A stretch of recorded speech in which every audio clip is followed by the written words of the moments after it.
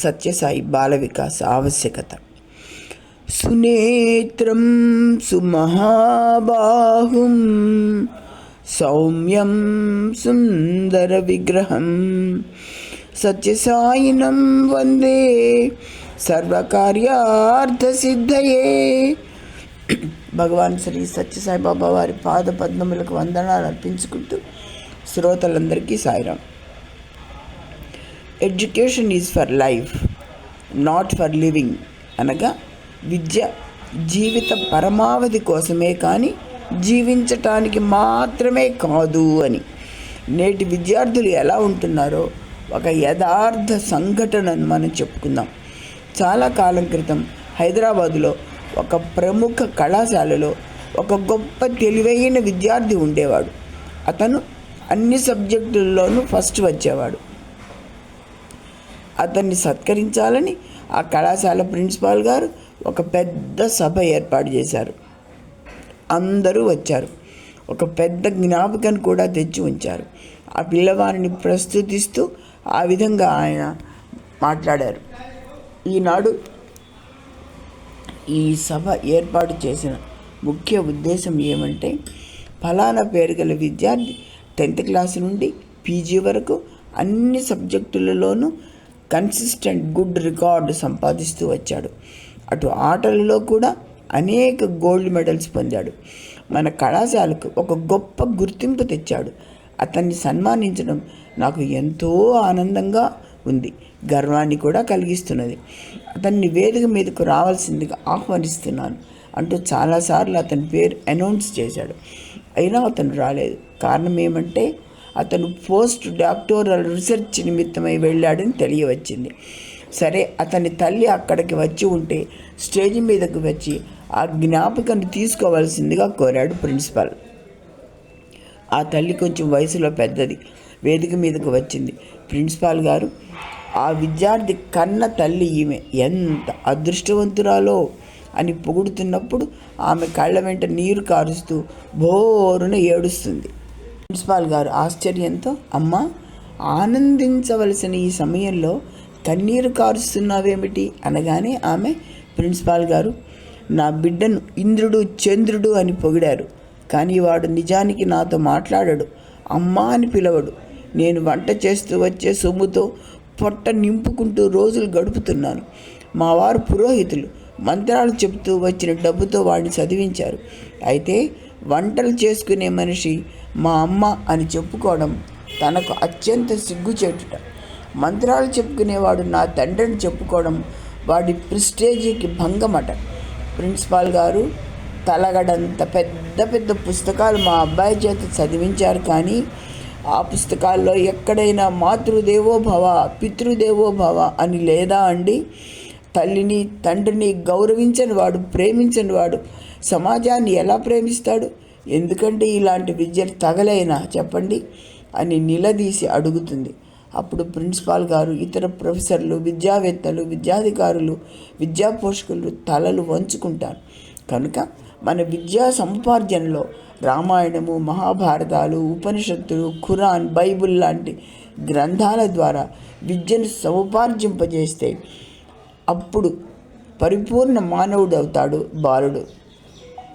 కానీ నేటి విద్యార్థులు అలా కాకుండా ఉండాలంటే మనం పొట్లకాయకి చివర పిండిగా ఉన్నప్పుడే ఒక దారానికి చిన్న రాయి కట్టి దాని కొసను కడతాం. అప్పుడు అది పొడుగ్గా నేరుగా వంకర్లు లేకుండా పెరుగుతుంది.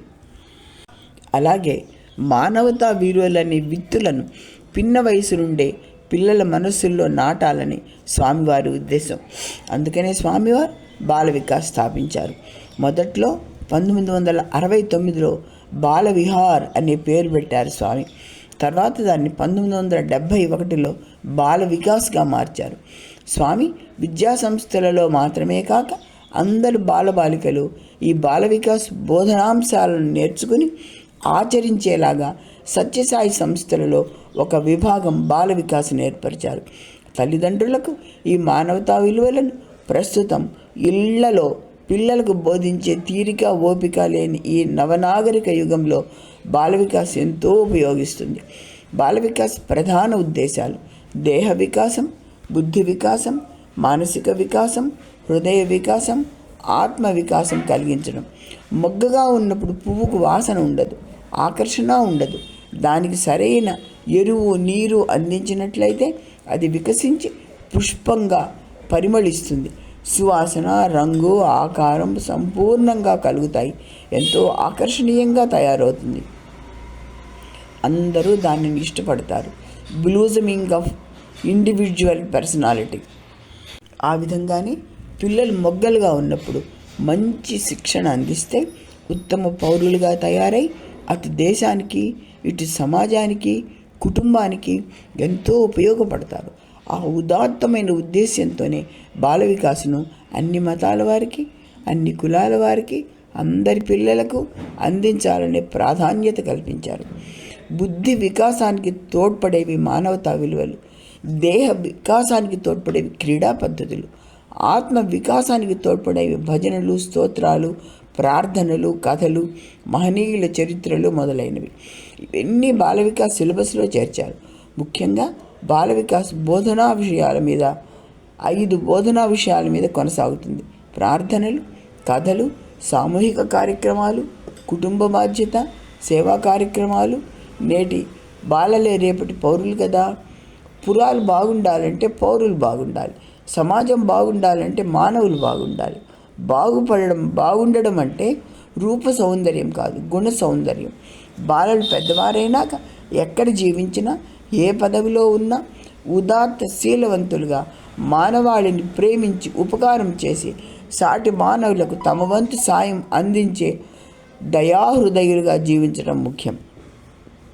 4 నుండి 5 సంవత్సరముల వయసు వారికి ప్రీ బాల వికాస్, 6 నుండి 9 సంవత్సరాల వారు మొదటి వర్గము, 10 నుండి 12 సంవత్సరముల వారికి ద్వితీయ వర్గము, 13 నుండి 15 సంవత్సరముల బాలబాలికలు తృతీయ వర్గము, 16 నుండి 17 సంవత్సరముల వారికి 4వ వర్గం ప్రీ సేవాదళగా శిక్షణ ఇవ్వడం జరుగుతుంటుంది.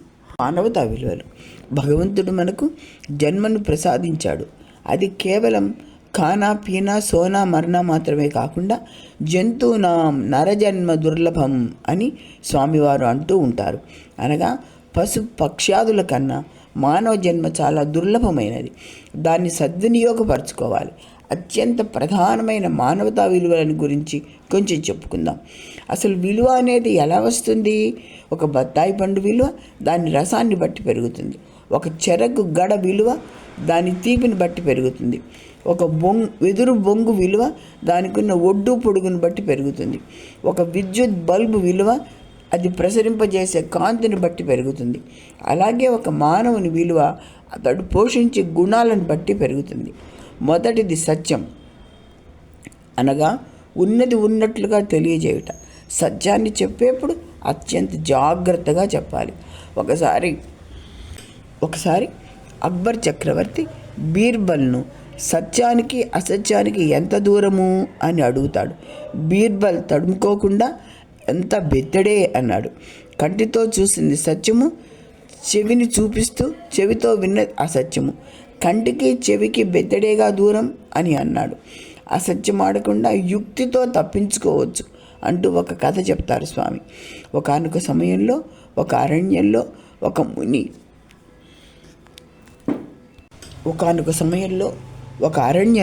ముని తన ఆశ్రమంలో తపస్సు చేసుకుంటూ ఉంటాడు. ఇంతలో ఒక దొంగ చేతిలో ఒక మూటతో ఆ ముని ఆశ్రమంలోకి ప్రవేశించి పూల మొక్కల మాటున దాక్కుని ఉంటాడు. అది ముని గ్రహించి మౌనంగా ఉంటాడు. కొద్దిసేపటి తర్వాత అక్కడికి రాజభటులు గుర్రాలపై వచ్చి దిగి ముని ఆశ్రమంలోకి వచ్చి అక్కడ మౌనంగా కళ్ళు మూసుకొని కూర్చొని ఉన్న మునిని సమీపించి, మునివర్య, ఇక్కడికి ఎవరైనా ఒక చోరుడు వచ్చాడా? తమరేమైనా గమనించారా అని ప్రశ్నిస్తారు. అప్పుడు ముని కళ్ళు తెరిచి, నాయనా, చెప్పేవి చూడలేవు, చూసేవి చెప్పలేవు అని 1కి 2 మార్లు చెప్తాడు. ఆ భటులు ఇతనికి మతి సరిగా లేదని భావించి వెళ్ళిపోతారు. వారు వెళ్ళాక ఆ చోరుడు బయటికి వచ్చి, మహానుభావ, తమరు నా గురించి చెప్పి ఉంటే రాజభటులు నా తల తీసేసేవారు. తమరికి కృతజ్ఞతలు స్వామి అంటాడు. అప్పుడు ముని, నాయన, ఇంత భయం కలిగించే దుష్టకార్యాన్ని మానేసి హాయిగా జీవించవచ్చు కదా అని బోధిస్తాడు.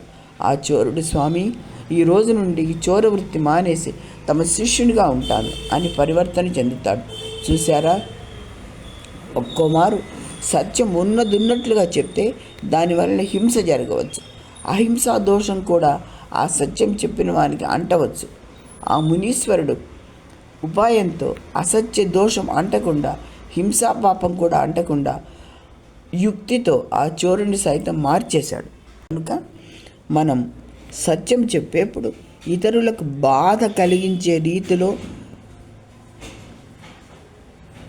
చెప్పాల్సి ఉంటుంది. స్వామివారు సత్యాన్ని గురించి ఒక చిన్న కథ చెప్తారు.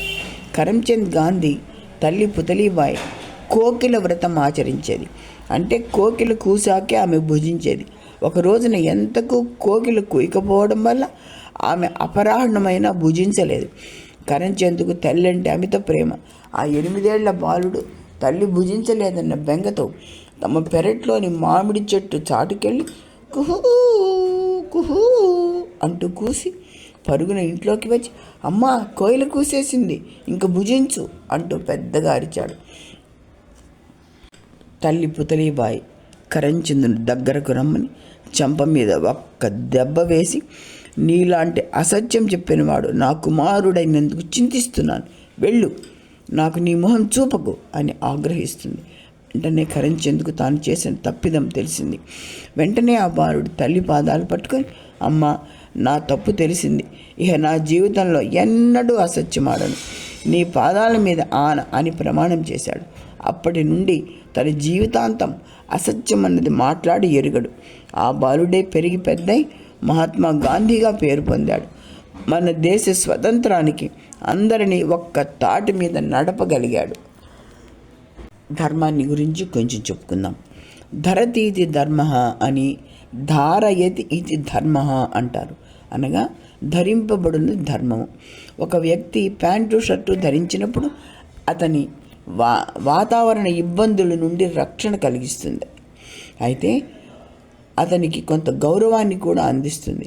అలాగే మనం ధర్మాన్ని ధరించినట్లయితే సామాజిక ఇబ్బందుల నుండి కాపాడమే కాకుండా కొంత గౌరవాన్ని కూడా కలిగిస్తుంది. శంకుడు లిఖితుడు అనే 2 విప్ర సోదరులు ఉండేవారు. వీరు ఒకచోట ఆశ్రమాన్ని నిర్మించుకొని జీవించేవారు. వీరు తమ ఆశ్రమంలో ఒక తోటను పెంచుకున్నారు. అయితే వీరి మధ్య ఒక నిబంధన ఏర్పరచుకున్నారు. అదేమంటే, అన్నకు తెలియకుండా తమ్ముడికి తెలియకుండా అన్న ఆ తోటలో పండిన ఫలాలను భుజించకూడదు అని నియమం. కొంతకాలం గడుస్తుంది. ఒకనాడు అన్నగారైన శంకుడు పొరుగురికి వెళ్ళవలసి వచ్చింది. రాత్రికి తిరిగి రావలసి ఉంది. అయితే ఏ కారణం చేతనో ఆ రాత్రి ఆశ్రమానికి రాలేకపోయాడు అన్న. పగలంతా ఏమీ భుజించకుండా ఉన్న తమ్ముడికి రాత్రికి చాలా ఆకలైంది. కానీ అన్నకు తెలియకుండా ఫలాలను భుజించకూడదనే నియమం ఉన్నందున ఏమి చేయను పాలుపోక చాలాసేపు అన్న కోసం ఎదురు చూస్తాడు. బాధ ఎక్కువైంది. ఆకలి భరించలేక తోటలోని అరమాగిన 2 మామిడి పండ్లను భుజించి ఆకలి బాధ తీర్చుకున్నాడు. అయితే తాను ధర్మోల్లంఘన చేసినందున ఆ రాత్రంతా ఆరాటంతో నిద్ర లేకుండా గడిపాడు. మరునాడు ఉదయానికి అన్నగారు గ్రామాంతరం నుండి వచ్చాడు. అన్నను చూడగానే తాను చేసిన ధర్మోల్లంఘనను అన్నతో చెప్పాడు. అన్న వెంటనే, నీవు ధర్మం ఉల్లంఘన చేశావు కనుక పాపం ఉంచుకోకుండా తగిన శిక్షను రాజుగారు మాత్రమే విధించడానికి అర్హులు. కనుక నీవు తక్షణమే వెళ్ళి రాజుగారిని తగిన శిక్ష విధించమని కోరుకో అన్నాడు. వెంటనే తమ్ముడు లిఖితుడు రాజుగారి వద్దకు వెళ్ళి తాను చేసిన ధర్మోల్లంఘనని చెప్పి, మహారాజా, దీనికి తగిన శిక్ష విధించండి అని కోరాడు. మహారాజా ఆశ్చర్యంతో, నాయన, మీరు విప్రులు, పూజనీయులు, కేవలం 2 మామిడి పళ్ళను మీ స్వంత తోట నుండి కోసుకొని ఆకలి భరించలేక తిన్నందుకు నేను ఏ శిక్ష విధించగలను అన్నాడు. అప్పుడు తమ్ముడు లిఖితుడు, మహారాజా, బ్రాహ్మణుడైనా మరెవరైనా కానీ ధర్మ ఉల్లంఘనకు రాజులు శిక్ష విధించవలసినదే. అలా మీరు చేయకపోతే నేను మిమ్మల్ని శపిస్తాను అని కోపించాడు. అప్పుడు రాజు భయపడి తన ధర్మశాస్త్ర పారంగతులైన వారితో న్యాయ కోవిదులతో సంప్రదించిన తర్వాత ఈ విధంగా ధర్మోల్లంఘన చేసిన దానికి 2 చేతులు నరికి వేయవలసిందిగా నిర్ణయించాడు. ఆ ప్రకారం లిఖితుని 2 చేతులు నరికి వేయబడ్డాయి. లిఖితుడు తన తప్పుకు తగిన ప్రాయశ్చిత్తం జరిగిన సంతోషంతో తన అన్నకు ఆ విషయం తెలియజేయాలని బయలుదేరాడు. అయితే తన చేతుల నుండి రక్తం కారుతున్నందున తన దేహాన్ని శుభ్రపరచుకొని అన్నగారి వద్దకు వెళ్ళాలని నిర్ణయించుకొని దారిలోని ఒక నదిలో స్నానం చేయని దిగుతాడు. నదిలో 3 మునకలు వేసి లేచేసరికి లిఖితుడి 2 చేతులు తిరిగి పూర్వం వలె మొలుస్తాయి. అనగా బాహువులను తిరిగి ఆ నది లిఖితునికి ఇచ్చింది. అప్పటి నుండి ఆ నదికి బాహుదా నది అని పేరు వచ్చింది. చూసారా, ధర్మో రక్షతి రక్షిత అన్నారు. అందుకే తాను ధర్మాన్ని రక్షిస్తే ఆ ధర్మమే తనను రక్షించింది. బాహుద అనగా బాహువులు అంటే చేతులు ఇచ్చినది అని అర్థం. తర్వాతది శాంతి. శాంతి మరొక్కడో లేదు, మన మనసులోనే ఉంది. ఒక చిన్న కథ. పూర్వం ఒక వ్యక్తి కాశీయాత్రకు బయలుదేరాడు. దారి ఖర్చుల కోసం కొంత సొమ్ము జాగ్రత్తగా ఒక సంచిలో ఉంచుకొని తన నడుం చుట్టూ కట్టుకుని బయలుదేరాడు. అది గమనించిన ఒక దొంగ అతడి దగ్గర ఉన్న పైకాన్ని సులువుగా కొట్టేయాలని పథకం వేసుకొని అతనితో కలిసి నడుస్తూ మాటల్లో పెట్టి అతడు కాశీయాత్రకు వెళుతున్నట్టు తెలుసుకుని, అయ్యా, నేను కాశీయాత్రకే, ఇరువురము చక్కగా మాట్లాడుకుంటూ ప్రయాణం సాగించవచ్చు, ప్రయాణం సులువుగా సాగుతుంది అంటూ మాట్లాడుతూ నడక సాగించాడు. సూర్యాస్తమయం కాగానే వారు ఒక ధర్మసత్రంలో ఆ రాత్రి నిద్రించాలని ఒక గది ఏర్పాటు చేసుకుని వెళ్ళారు. ఆ రాత్రి దొంగ ఎలాగైనా ఆ యాత్రికుని వద్ద ఉన్న సొమ్ము కాజేయాలని తలంచాడు. వారు స్నానం చేసి భుజించి నిద్రకు ఉపక్రమించారు. ఆ యాత్రికుడు నిద్రించాక ఆ చోరుడు ఆ యాత్రికుని సంచి గదిలోని అల్మైరా చివరకు ఆ యాత్రికుడి తల కింద దిండు క్రింద కూడా వెతికాడు. పైగా ముంచిన సంచి కనిపించలేదు. వెతికి అలసిపోయి ఆ చోరుడు తెల్లవారాక తెలుసుకుందామని నిద్రించాడు. తెల్లవారాక స్నానం చేసి ప్రయాణానికి బయలుదేరారు. దారిలో చోరుడు, రాత్రి మీరు ధనపు సంచిని ఎక్కడ దాచారు అని అడిగాడు. ఆ యాత్రికుడు నవ్వుతూ, మీ తలగడ క్రిందనే దాచాను అని చెప్పాడు. దానితో ఆ దొంగ కొంగు తిన్నాడు. స్వామివారి కథ చెప్పి మన మనసులోని శాంతిని తెలుసుకునేలేక శాంతి కోసం అంతటా వెతుక్కుంటూ ఉంటాం అని చెప్పాడు. మనం కోరికలను అదుపులో పెట్టుకోగలిగినప్పుడు, అంటే మనకు మితిమీరిన కోరికలు లేక ఉన్నదానితో తృప్తి పడగలిగితే మనస్సు హాయిగా ఉంటుంది, శాంతిగా ఉంటుంది. మనస్సు కోరికలకు పుట్టినిల్లు. ఒక కోరిక తీరగానే మరో కోరిక పుట్టుకొస్తుంది. వీటిని అంతమంటూ ఉండదు. అయితే పట్టుదలతో శ్రమిస్తే కోరికలను అదుపులో పెట్టుకోగలుగుతాడు మానవుడు. అంగుళీమాళుని కథ, బుద్ధుని కథ ఈ సందర్భంగా చెప్పుకోవచ్చు. ప్రేమ అనేది అతి విలువైనది, అతి పవిత్రమైనది. అసలు విశ్వ సృష్టికి కారణం ప్రేమయే. ఒకసారి మహమ్మద్ ప్రవక్త ఒక మహిళ భోజనానికి పిలువగా వెళ్తాడు. ఆమె తన పెరట్లోని ఆనపకాయ కూర కోసి భక్తితో వంట చేసి ఆయనకు వడ్డిస్తుంది. మహమ్మద్ ప్రవక్త ఆ కూర తన విస్తరిలో వడ్డించినదంతా తినేసి, అమ్మా ఇంకొంచెం ఉంటే వడ్డించండి అంటాడు. అది తిన్నాక ఇంకా అడుగుతాడు. ఇలాగా ఆమె వండిన కూర మొత్తం గిన్నెలోనంతా తిన్నాక ఇక లేదని ఆమె చెప్పాక భోజనం ముగించి వెళ్తాడు. ఇది జరిగిన కొన్నాళ్లకు ఆ మహిళ ప్రవక్త మహమ్మద్ కూరగాయలమ్మే సంతలో కనిపించి, అమ్మా, మహమ్మద్ గారికి ఆనపకాయ కూర అంత ఇష్టమని నాకు తెలీదు, ఉన్నదంతా అడిగి మరీ వేయించుకుని భుజించారు, కనీసం నాకు ప్రసాదంగా ఒక్క ముక్క కూడా మిగల్చలేదు అని చెప్తుంది. మహమ్మద్ భార్య అది విని ఆశ్చర్యపోతుంది. ఎందుకంటే ఆయన 2 మారు ఏది అడిగి వడ్డించుకోరు. అది ప్రవక్త ఆయన నియమం. ఇంటికి వెళ్ళాక ఆమె మహమ్మద్తో, ఏమండి, మీరు ఆమె ఇంట భోజనానికి వెళ్ళినప్పుడు ఆమెకు కొంచెం కూడా మిగల్చకుండా ఆనపకాయ కూరంతా అడిగి వేయించుకు తిన్నారట, మీకు ఆనపకాయ కూర అంత ఇష్టమని నాకు తెలియదే అంటుంది.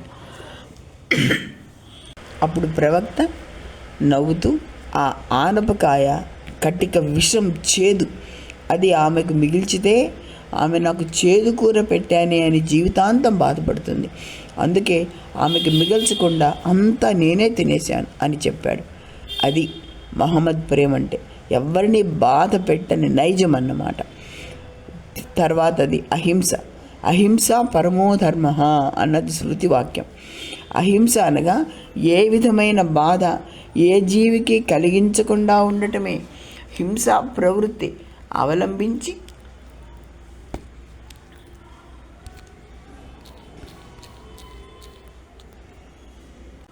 హింసా ప్రవృత్తిని అవలంబించకుండా మన దేశ స్వాతంత్రం పొందిందంటే గాంధీ మహాత్ముని దృఢ సంకల్పమే కారణం కదా.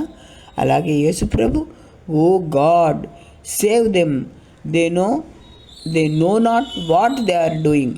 ఓ దేవా, వారు ఏం చేస్తున్నారో వారికి తెలియదు, వారిని కాపాడు అని మేను నిండా ఇనుప మేకులను కొట్టిన ఆ పని చేస్తున్న వారిని కాపాడమని ప్రార్థించాడు ఆ మహనీయుడు. దీనికి ఉదాహరణగా ఏకనాథుని సహనాన్ని గురించిన ఒక చక్కని కథ కూడా చెప్పుకోవచ్చు. మనం ఇంతవరకు బాల వికాస్లోని 5 మానవతా విలువల గురించి చెప్పుకున్నాం. అసలు బాల వికాస్ యొక్క ప్రాముఖ్యత ఏంటో ఇప్పుడు చెప్పుకుందాం. బాల వికాస్ గురువులను స్వామివారు సర్వదా కాపాడుతుంటారు.